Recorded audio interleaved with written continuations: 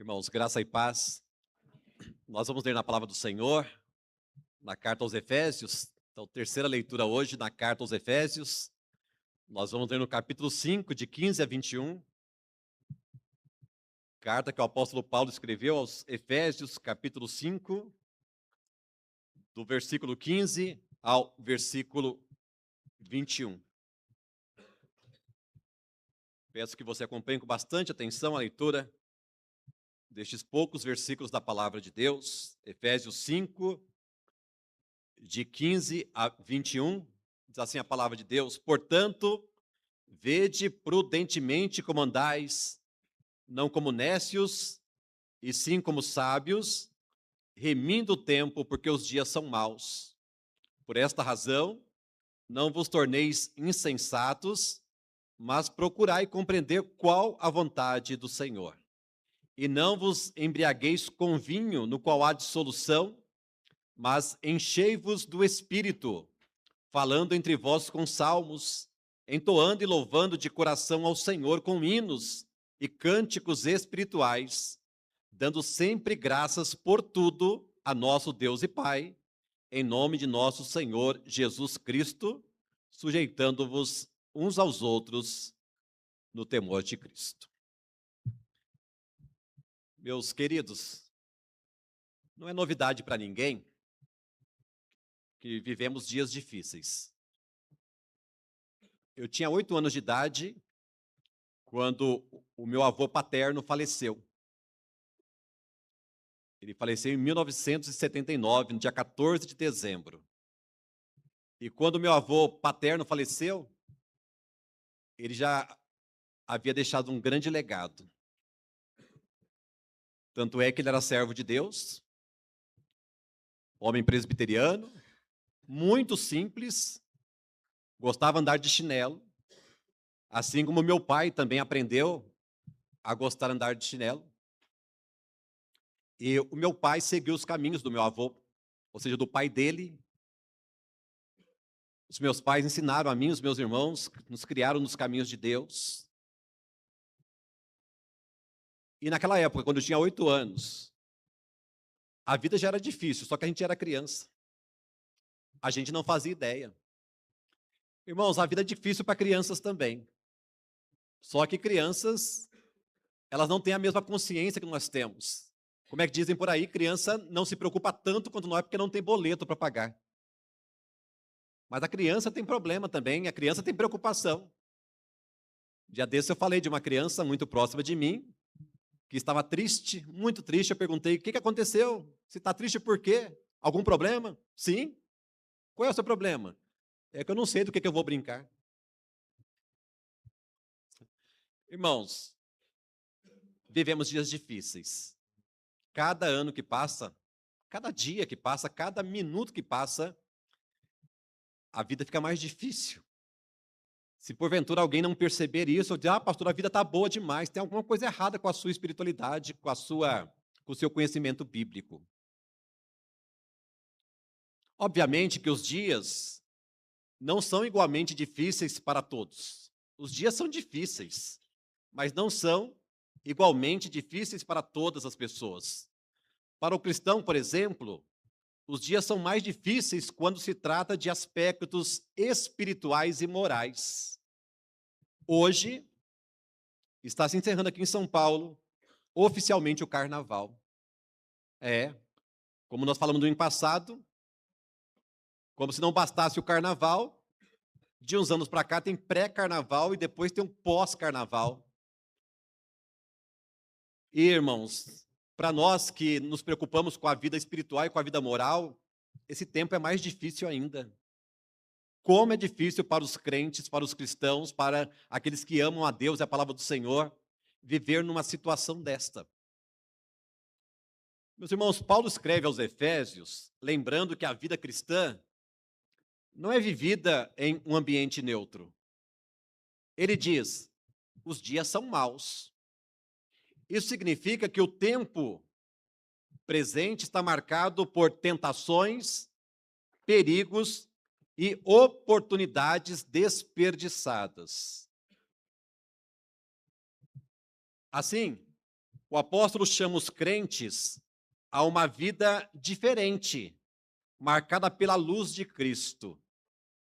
Não basta apenas, irmãos, evitar o pecado.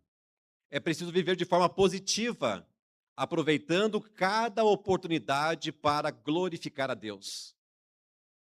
Ao escrever esta carta, o propósito de Paulo é apresentar a grandiosidade do plano de Deus em Cristo e instruir os crentes a viverem de modo digno da sua vocação, fortalecendo a unidade da igreja e a sua resistência espiritual. Nós lemos na palavra de Deus que o cordão de 3 dobras não se quebra com facilidade. Quanto mais unidos nós estamos, mais resistência nós temos, mais dificuldades nós teremos para cair em tentação. Nós não podemos viver sozinhos. Nós não podemos viver por conta própria. Nós precisamos tanto de Deus quanto uns dos outros. No início do capítulo 5, os cristãos de Éfeso são instruídos a viverem como filhos da luz, uma vez que foram tirados das trevas. Nós também, não somente eles. Nós também estávamos nas trevas, fazendo a vontade de Satanás, éramos por natureza filhos da ira, mas Deus, em sua grande misericórdia, nos tirou de lá. Então, quando nós chegamos nos versículos 15 a 21 deste capítulo, a pergunta que surge é: como compreender a vontade do Senhor nos dias maus?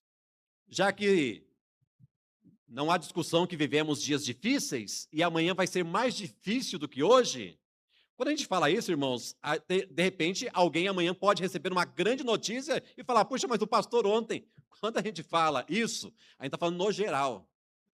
Talvez para um ou para outro, amanhã, a partir de amanhã e durante muito tempo vão ser dias maravilhosos. Mas quando a gente fala sobre dias maus, estamos falando no geral. A Bíblia deixa bem claro essa verdade.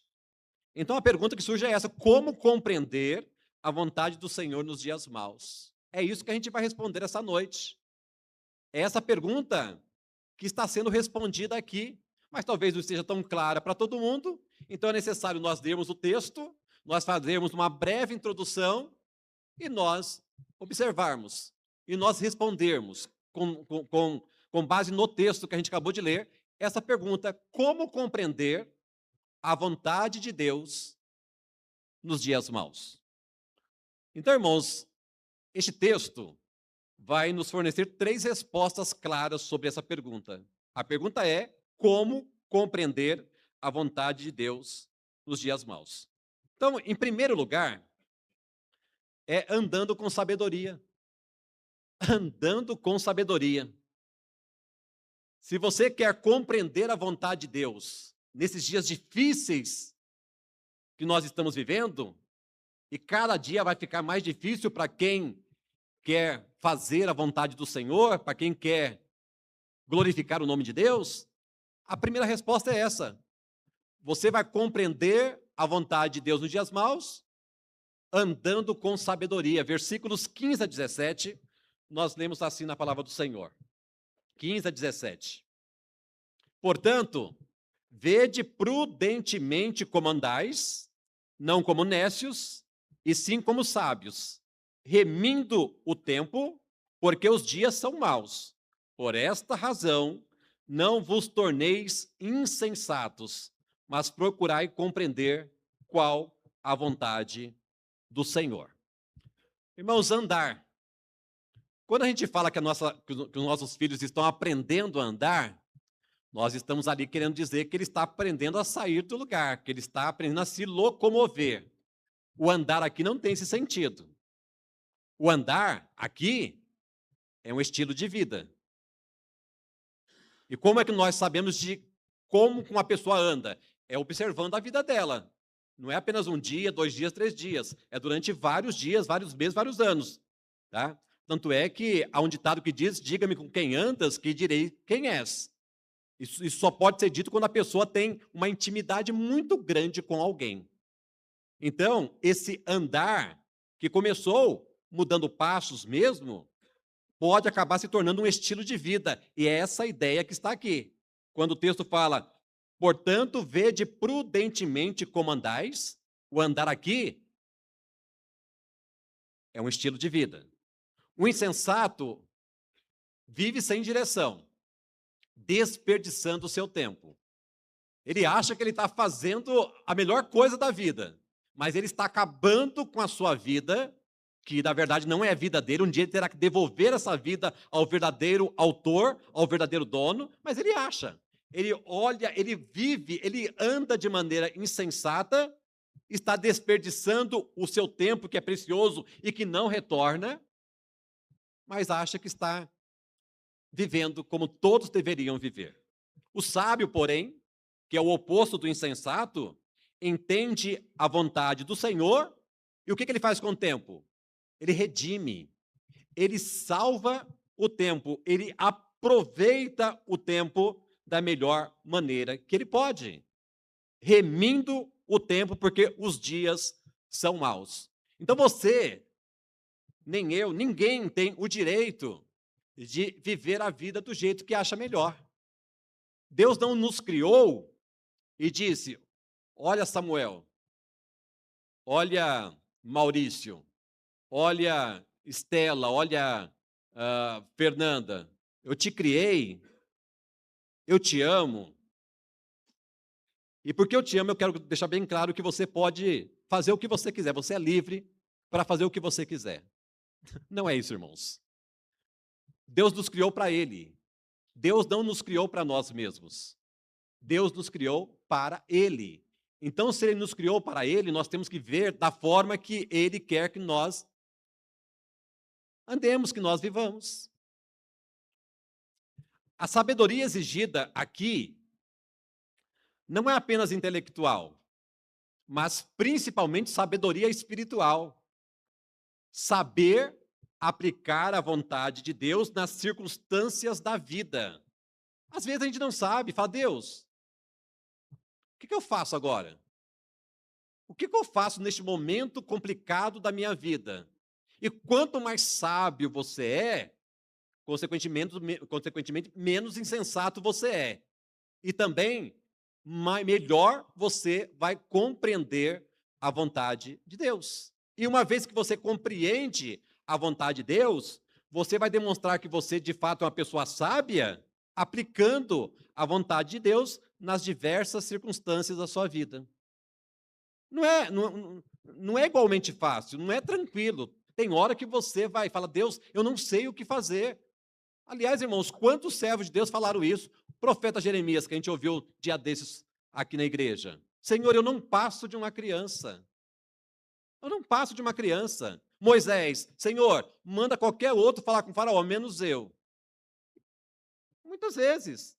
Só que interessante que Deus não abriu mão de nenhum deles. Ambos tiveram que ir, todos tiveram que ir fazer aquilo que Deus pediu para que eles fizessem. Então, irmãos, é preciso enfatizar que remir o tempo significa aproveitar cada oportunidade para fazer o bem, pois o tempo é curto e precioso. Conversava com alguns irmãos ali da igreja do Campo Limpo, eles perguntando há quanto tempo que eu estou aqui, e eu disse, como pastor há 27. Aí antes, onde você estava? Estava aqui. Eu sempre estive aqui. Aliás, com exceção de 9 meses, né, que eu passei em Carapicuíba como seminarista, eu sempre estive aqui. Eu sempre estive aqui. E são 54 anos já de vida. Pode não parecer. Aí fica a seu critério interpretar isso. Mas, para mim, passa rápido demais. Então, o que você tem que fazer? Você precisa salvar o tempo, você precisa remir o tempo. Por quê? Porque os dias são maus. E fazer como? Aproveitar as oportunidades para fazer o bem. O bem é aquilo que Deus quer que você faça. Meus irmãos, O cristão deve viver de forma cuidadosa, discernindo cada passo. Cada passo. Isso envolve disciplina espiritual, escolhas conscientes e rejeição de coisas superficiais. Ah, meus irmãos, é muito bom viver na presença de Deus.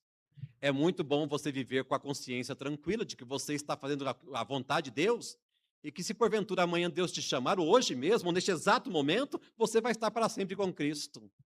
Mas enquanto Ele não te chama, você tem que viver uma vida de sabedoria, uma vida de dependência, uma vida que glorifique o nome dEle. Então, como compreender a vontade de Deus nos dias maus? A primeira resposta está aí nos versículos 15 a 17. Portanto, vede prudentemente como andais, não como necios, e sim como sábios, remindo o tempo, porque os dias são maus. Por esta razão, não vos torneis insensatos, mas procurai compreender qual a vontade do Senhor. Então, andando com sabedoria. É a primeira resposta para essa pergunta, como compreender a vontade de Deus. E andar com sabedoria é um estilo de vida de sabedoria. Mas sabedoria sozinha não basta. Para enfrentar os dias maus, precisamos de força interior e direção divina. Por isso, Paulo nos chama a viver cheios do Espírito. Então, em primeiro lugar, andando com sabedoria. Segundo lugar, enchendo-se do Espírito. Tá? E prestem atenção, meus irmãos, tá? No verbo que está aí, para que você não entenda errado. Enchendo-se do Espírito. Olha os versículos 18 a 20. E não vos embriagueis com vinho, no qual há dissolução, mas enchei-vos do Espírito, falando entre vós com salmos, entoando e louvando de coração ao Senhor, com hinos e cânticos espirituais, dando sempre graças por tudo a nosso Deus e Pai, em nome de nosso Senhor Jesus Cristo. Então, é um imperativo. Nós precisamos andar com sabedoria e precisamos também nos encher do Espírito. E é claro que só pode se encher do Espírito quem já tem o Espírito. Ou seja, você recebe o Espírito Santo, me entendo direito, tá? Como é que alguém recebe o Espírito Santo? Ou quando alguém recebe o Espírito Santo? Tá? A pessoa recebe o Espírito Santo quando ela é regenerada. No momento que você nasce de novo, pela ação do Espírito Santo, você recebe esse próprio Espírito Santo em você. Então, você é completamente passivo nisso. Você recebe o Espírito Santo. Na salvação você é completamente passivo. Agora, uma vez que você é salvo, que você recebeu o Espírito Santo, que você foi regenerado, aí sim, o texto vai dizer que você deve se encher do Espírito Santo. E como é que faz isso? Você faz isso de diversas formas que está aqui neste texto.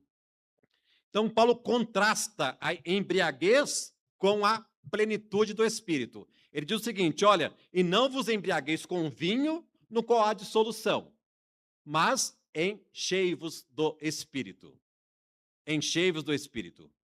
Irmão, só alguém que está cheio do Espírito não apenas compreende qual é a vontade de Deus, mas tem força espiritual para viver esta vontade de Deus.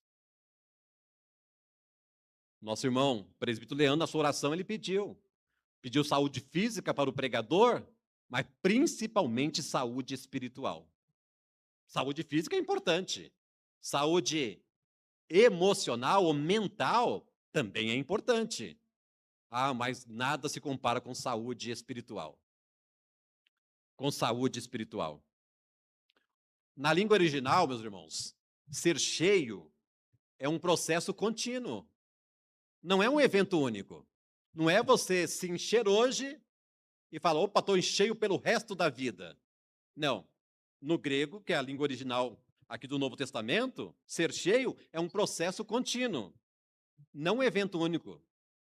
O Espírito Santo deve controlar e influenciar cada área da vida. Ao contrário do vinho, da embriaguez, que é ele quem te controla, pelo menos em boa parte, quando alguém está cheio do Espírito Santo, é controlado pelo Espírito Santo, mas mesmo assim, ele está sempre consciente. E é importante dizer isso por quê? Porque existem igrejas por aí que durante o culto fazem malabarismos, fazem coisas terríveis, e diz o seguinte, não sou eu, é o Espírito Santo, e eu não consigo controlar. E o apóstolo Paulo, escrevendo aos Coríntios, ele fala que o Espírito é sujeito ao próprio homem. Ou seja, é o Espírito Santo que nos fortalece, que nos habilita a fazermos tantas coisas maravilhosas para Deus, mas você é responsável, mas você está sempre consciente dessas coisas. Então você não pode dizer, olha, aquilo que eu fiz, aquilo que foi feito, não foi eu, foi o Espírito Santo. Tome cuidado com isso. A plenitude do Espírito se manifesta em alegria, cânticos, gratidão e adoração. Então, se você olhar esse texto, o apóstolo Paulo vai dizer que nós devemos não nos embriagar com vinho, no qual há dissolução, mas encher-nos do Espírito, de que forma? Falando entre vós com salmos, entoando e louvando de coração ao Senhor com hinos e cânticos espirituais. Irmãos, tá, o texto aqui vai falar sobre cânticos, hinos e salmos. Salmos nós sabemos o que é.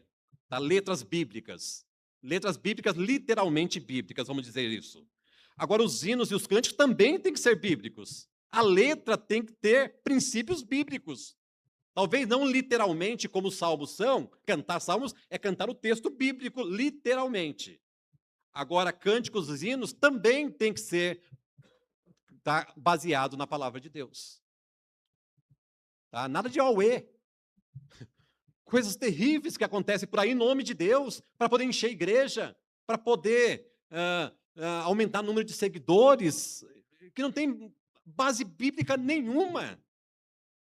Base bíblica nenhuma. Não é apenas, irmãos, uma experiência emocional estar cheio do Espírito Santo, mas é uma vida marcada pela presença constante de Deus. Ah, como é gostoso você olhar para a vida de uma pessoa e perceber que não é ela quem vive, mas é Cristo quem vive nela. Não é isso que Paulo fala lá em Gálatas? Agora, pois, já não sou eu quem vive, mas Cristo vive em mim. Por que que os discípulos foram chamados de cristãos pela primeira vez lá em Antioquia? Porque eles eram identificados com Cristo. Eles olhavam para os discípulos de Jesus e percebiam algo muito particular, muito semelhante de Jesus neles. Não é legal quando alguém chega para o pai ou para a mãe e fala como que o seu filho ou a sua filha se parece com você? Não apenas fisicamente, mas a própria vida, se você é alguém que vive de acordo com a vontade do Senhor. Como é bom saber que o filho fala assim, olha, eu sou fã do meu pai, eu sou fã da minha mãe, eu quero ter a vida espiritual pelo menos do jeito que eles têm, porque eles vivem para glorificar o nome do Senhor. O crente deve buscar diariamente a influência do Espírito, cultivando louvor e gratidão em todas as circunstâncias. Isso transforma a vida pessoal e comunitária. Vida pessoal e comunitária. Meus irmãos, como compreender a vontade de Deus nos dias maus? Em primeiro lugar, que nós vemos aqui na palavra do Senhor, é andando com sabedoria. Andando com sabedoria. Em segundo lugar, é enchendo-se do Espírito. Se você é crente, se você nasceu de novo, você já tem o Espírito Santo. E o que cabe a você fazer agora é encher-se do Espírito. Não é uma única vez, mas é um encher-se contínuo. É a plenitude do Espírito Santo. E quando você está cheio do Espírito Santo, você faz aquilo que é da vontade de Deus. Você vive para Deus e não para impressionar as pessoas.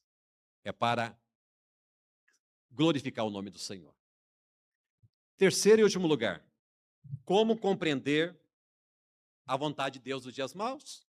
Submetendo-se uns aos outros no temor de Cristo. Talvez você fale, pastor, essa parte é mais difícil.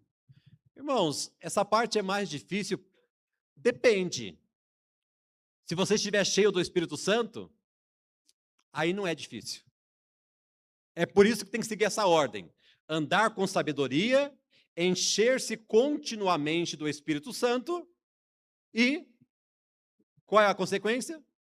Você vai submeter-se, ou nós vamos nos submetermos uns aos outros no temor de Cristo. O que é isso? É vida comunitária, é vida de igreja, é vida de crente, é estarmos juntos, é termos cada vez mais coisas em comum, como os crentes da igreja primitiva tinham.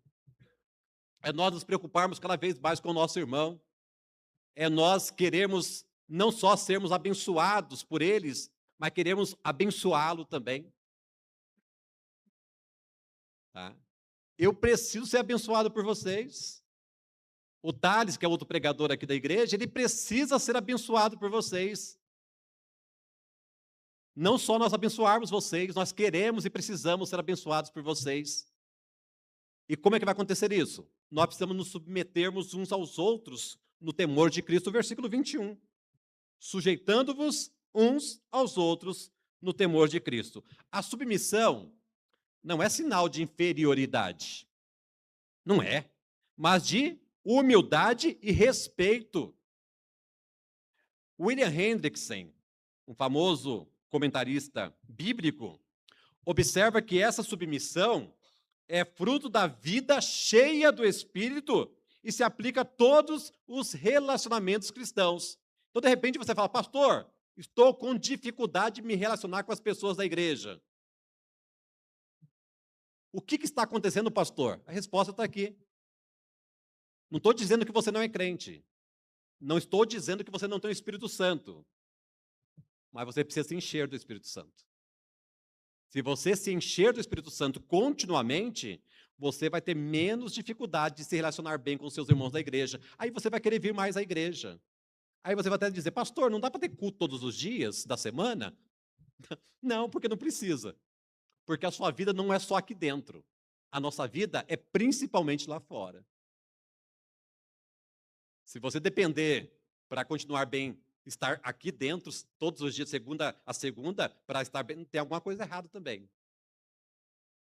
Tem algo errado. A submissão mútua é o alicerce da vida comunitária. Ela prepara o terreno para as instruções seguintes de Paulo sobre família e trabalho. Ou seja, o texto vai continuar dizendo, Paulo vai orientar os crentes de Éfeso a respeito da família, ou seja, marido, mulher, filhos e pais, e vai falar também sobre patrão e empregado. Qual é o papel de cada um nesse relacionamento? Se a pessoa estiver cheia do Espírito Santo, ela vai ser capaz, ela vai estar habilitada para se colocar no seu devido lugar, como esposo, como esposa, como filhos, como pais, como patrão, como empregado e assim por diante. A igreja deve ser marcada por relacionamentos de serviço e respeito mútuo, refletindo o caráter de Cristo. Ou seja, Cristo fazia isso de uma forma maestral. Maestral. Respeito mútuo, e ele refletia o caráter de Deus, porque ele é o próprio Deus. Uma perfeição total. Isso significa, irmãos, renunciar ao egoísmo e colocar o outro em primeiro lugar, como engrenagens que se ajustam umas às outras para que a máquina funcione. Assim deve ser a vida comunitária dos cristãos. Ou seja, um precisando do outro. Um precisando do outro. Ah, irmãos, como é bom estarmos juntos. Como é bom estarmos juntos. Estarmos juntos lá no céu vai ser uma glória. Mas antes de estarmos juntos lá, temos que estar juntos aqui e temos que estar bem. Temos que estar bem. Não é questão, fala assim, olha, eu fico aqui, mas só Deus sabe o quanto é difícil para mim. Tem algo errado com você, com a sua vida espiritual. Você precisa se encher do Espírito continuamente. Você precisa estudar a palavra. Você precisa orar mais. Você precisa fazer uso dos meios de graça com mais continuidade. Irmãos, assim, Paulo nos mostra um caminho claro para praticar a vontade do Senhor nos dias maus. Viver com sabedoria, ser cheio do Espírito e cultivar a submissão mútua. É dessa forma que a igreja brilha como luz em meio às trevas. Ou seja, qual é a utilidade de você pegar uma lâmpada bem forte em pleno meio-dia e num ambiente aberto, num dia de sol? Nenhuma. A luz tem mais utilidade nas trevas. E todas as outras pessoas que não foram ainda salvas por Cristo estão nas trevas. E cabe a você e a mim apresentar Jesus Cristo para essas pessoas. De que jeito? Testemunhando, mostrando como Cristo quer que nós sejamos. Para concluir, eu quero dizer que Paulo nos mostra que viver em dias maus exige 3 atitudes. Primeiro, sabedoria para aproveitar o tempo e discernir a vontade de Deus. Segundo, plenitude do Espírito para viver em louvor e gratidão, que é o que nós estamos fazendo mais uma vez nesta noite, neste lugar, especialmente hoje por causa de mais um aniversário da nossa UPH, louvor e gratidão. Temos que estar plenos do Espírito Santo para vivermos dessa forma, não somente nesse ambiente, mas é um estilo de vida. E terceiro, submissão mútua para refletir Cristo nos relacionamentos. Nos relacionamentos. A vida cristã, portanto, é marcada por vigilância, plenitude e humildade. Em dias maus como os nossos, o cristão deve ser luz, vivendo de forma diferente do mundo, pois quem é cheio do Espírito transforma cada oportunidade em louvor e serviço a Cristo, vivendo com sabedoria e humildade em meio a dias maus. Tá? Não pense que Cristo vai facilitar a sua vida aqui na terra. Ele não, tá? Ou seja, Deus não facilitou a vida do filho dele, então ele não vai facilitar a sua vida. E sobre isso, irmãos, só para caminhar para o final, eu quero dizer a respeito da questão da grande tribulação. Quando existe aquela discussão, a igreja vai passar pela grande tribulação, ela vai ser arrebatada antes. Irmãos, se os nossos irmãos do Antigo Testamento não foram poupados, se os nossos irmãos da era apostólica não foram poupados, se os nossos irmãos dos últimos 20 milênios não foram poupados, por que outros serão retirados daqui para serem poupados da grande tribulação? De jeito nenhum. Tá? Se Cristo estivesse para voltar daqui a um tempo, e ele tivesse que implantar agora a grande tribulação, os verdadeiros crentes passariam pela grande tribulação e seriam salvos não da grande tribulação, mas seriam salvos na grande tribulação. Então Deus não vai amenizar talvez a sua situação. Mas sabe o que ele vai fazer? Ele vai estar com você em cada situação. Foi o que ele disse para os discípulos antes dele subir. Ele podia ter levado os discípulos junto com ele, mas ele subiu ao céu, mas um pouco antes, o que ele disse? Eis que estou convosco todos os dias até a consumação dos séculos. Não estamos sós.